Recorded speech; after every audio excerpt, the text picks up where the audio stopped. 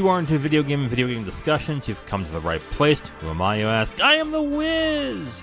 And we are in another section of our Thinning the Backlog featuring the game, the DioField Chronicle. In the last one, I had some issues, but I was kind of enjoying the game.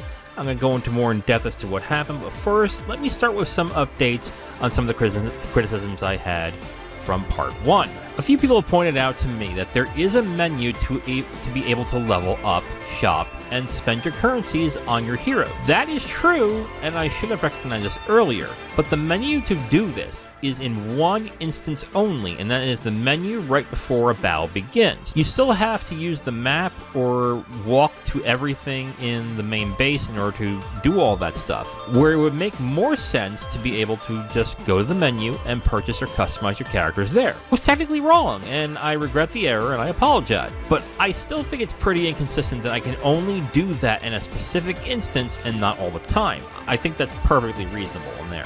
Also, I mentioned how I would have liked an ability to pause the action or to plan more strategically. Technically there is. Whenever you select a unit or groups of units, it pauses the action. But I would have preferred to be able to pause, then select a unit, then key up what I want that unit to do, then execute everything all at once. Battles can be that more satisfying when you see all of your units doing what you asked and they execute your plans flawlessly. Instead, you have to fumble with the controls and group up if you want to do it with a group of units, or do one way or a specific way, or with another unit to go another way. A pause and queue would have been a godsend for this game. I think this kind of holds it back. Alright, so I finished Chapter 1, which was about 6 battles in about 6 hours. And I had to grind for roughly an hour or two to level up my characters to where they weren't made of glass. But that still isn't enough to get the important currencies I need to level up my characters, namely the SP to level up the tree for abilities, and the 2 currencies I just found out the purpose for. Gold bar used to level up your weapon tree, and jade crystals to level up and enhance your orbs, which are spells that anyone can use. The only way right now to get those items are to do optional missions in battles, namely beating missions within a certain time, or collecting a chest on a map you are currently fighting. And with how the enemies are leveled throughout, it means you will likely be playing these maps multiple times to get those items. This leads me to a problem I have with not only leveling up, but also customizing your characters. In DioField, your characters do level up and gain XP, but when they level up, they gain 1 point of AP, which can be spent on leveling up your passive abilities. But the active abilities are janky and odd to obtain. Either you have to obtain them through certain weapons that have those abilities, which cost gold, and of course the more expensive items have better abilities, or you spend SP, which is earned by completing missions with no knocked out characters, to go to the skill trees and unlock them for all characters. That essentially means that leveling up your character means far less than leveling up your trees, which leads to the grind of playing more missions over and over again to get the items and the gold to purchase them. This may not seem to be a problem in some games, but adding to the controls that you have to get used to and in the spongy bosses that take a while to put down, it becomes kind of a slog to actually improve your character. In this aspect, it's kind of surprising that the game wasn't a free-to-play game. It feels like something I'd be known to use in a Hoyoverse games, namely like Honkai Star Rail, where I have to grind certain missions and earn XP just to get the chance to get one single item that will then level my character up more. It's a slow drip feed to progress in the type of game that gamers are used to grinding on, sure, but they also get more satisfying progress while you do it. I'm going to give you an example. Let's take, for example, Disgaea. Sure, you can level up characters and buy gear, but then you earn points to get abilities after a character your unit kills, and you earn enough where you can make the decision to use it to level up abilities, gain new ones, or go to the council to obtain certain laws and rules. The feel of progress is constant because there is always decisions to be made. In DioField, the decision is purely to grind. Didn't get that objective completed, but still beat the battle? Do it again, because you'll need to in order to level up that one ability or get that weapon you want. This also leads to a problem with unit customization. Namely, there's barely any customization to speak of. Take, for example, leveling up your passives on your units. You earn AP every level up to spend 1.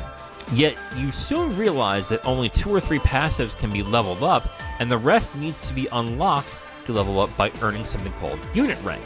The only way to raise your unit rank is to beat missions. After 8 hours and beating 6 missions and to reach Chapter 2, I barely ranked it up to begin with. So I'm left with 2 options. Spend my SP on the only passive that can be leveled up for 1 SP, and some have one that can be worth 3 SP, or hoard those points until I can reach the required ranks I need to spend 10 SP on some other passives. It's actually stifling customization to do this because you're only given the decision to do it or not do it, which is antithetical to what most strategy games do these days. And on top of that, the characters themselves aren't that interesting either. They aren't that engaging thus far, and they seem to be boilerplate at most. So there really isn't much differentiating units other than this archer is level 14, whereas this one's level 13. And apparently more opens up as you get through the story, which also happens in other SRPGs. But where games like This Guy and Final Fantasy Tactics give you plenty to customize, and then adds more and more as you go on, DioField seems to show the possibilities but hold you back until it feels like you are ready for it, which honestly is kind of a drag. Even as stuff opens up, it looks like the end goal will be to have all units have the same abilities and ways of operating without much differentiation. I understand that the characters were just stock characters you create or recruit. These are the main characters, and to make them no different than each other with special abilities unique to them seems real odd. I think I've gotten used to the controls a little more, though I still feel like it could have been much more intuitive. I've gotten used to the hold and multi-order button that only gives you 3 options, but this also cropped up another issue I have. In one mission, the best strategy to tackle it is to split up your members and go different ways. This, of course, leads to a problem. Babysitting both units on both sides of the map is fairly impossible. An option to zoom out more to get the whole view of the battlefield would have helped immensely.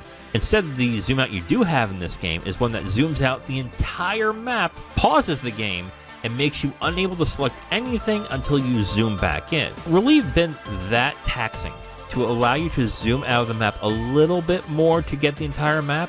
The maps in these games thus far aren't that big at all, so it isn't complexity's sake. And I really feel as missions move forward, they will get more complex, and the controls and the way the camera works is going to be a pain to deal with. Otherwise, the battles are decent, but the strategy really is just leveling up your character enough to tank enough damage and deliver it back to the enemy. There's no real strategy or creativity involved, really. You use ability, sure, but they don't add anything dynamic to the proceedings. This guy does with, say, Geopanel or with Fire Emblem and its systems of pairings and leveling up relationships. And that's my biggest problem with the game thus far. Even when limiting the customization right now, to what end is there to push forward? All I'm doing is just using different abilities to do the same thing. Where's the ways that make each character different? Where's the personality on the battlefield? I gotta be honest, I'm at a point where if things don't pick up in about an hour or so, I might just put this back on the shelf for another title. This game has good battles and all, but I'm already starting to get a little bored of the ways the battles move. I really wanted to love this game. I wanted a new game like this for decades. And when it was announced, I was legit excited. And if I were a less fiscally responsible person, I would have bought it for its full asking price. And honestly, I would have regretted it. For right now, I think if you're interested in this, $20 is about the max that I would pay for it, maybe even less. But even then, I would limit it to people who really wanted to play a Growlancer or games like it and don't have much options other than that. Right now, it's disappointment, and unless the game improves a lot in the next couple of hours, my next segment of this will likely be its last. That's it for Thinning the Backlog, featuring the DioField Chronicle. Tuesday, Zero and I will be reviewing The Matrix, so check that out. Wednesday, we'll have a hopefully meaty gaming news roundup featuring the new releases from this week. Thursday will be another Thinning the Backlog, and Friday, another gaming news roundup. Saturday will be a review with Kim Shackman on Andrew Nichols' Gattaca, and Sunday is the Sunday Matinee. And until then, I am The Wiz. Talk to you next time. Bye.